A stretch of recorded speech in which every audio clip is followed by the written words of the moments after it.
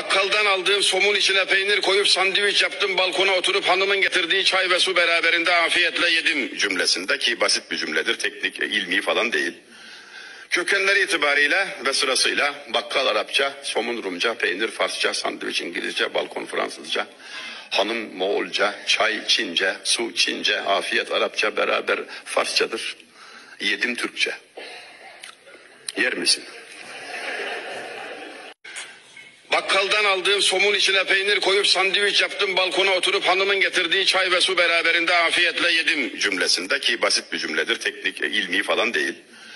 Kökenleri itibariyle ve sırasıyla bakkal Arapça, somun Rumca, peynir Farsça, sandviç İngilizce, balkon Fransızca, hanım Moğolca, çay Çince, su Çince, afiyet Arapça beraber Farsçadır. Yedim Türkçe. Yer misin?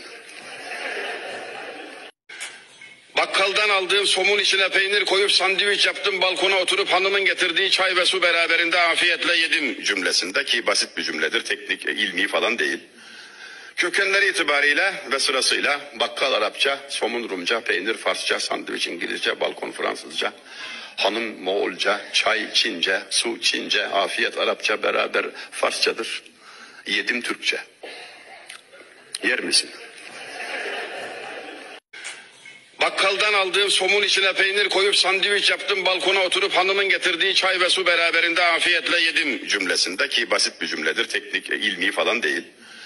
Kökenleri itibariyle ve sırasıyla bakkal Arapça, somun Rumca, peynir Farsça, sandviç İngilizce, balkon Fransızca, hanım Moğolca, çay Çince, su Çince, afiyet Arapça beraber Farsçadır.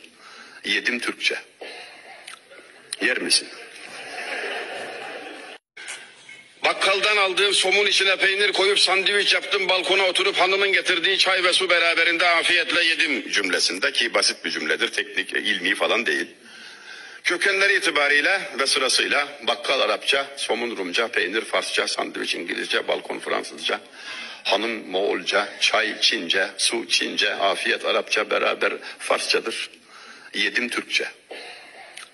Yer misin?